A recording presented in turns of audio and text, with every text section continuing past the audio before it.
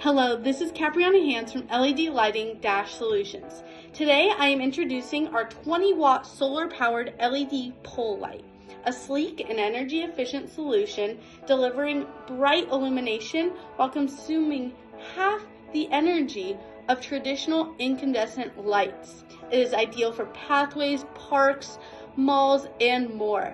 This durable light features two modes.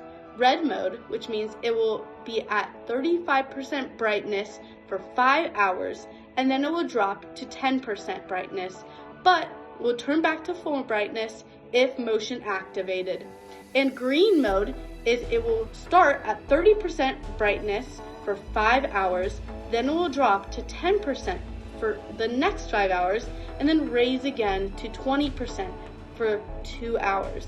And it's the same thing. If motion activated, it will turn to the full brightness. There are two lighting color options: the standard 5K pure white color temperature or our warmer white 3K color temperature. It is designed to last up to 20 years with a battery lifespan of 3 to 5 years.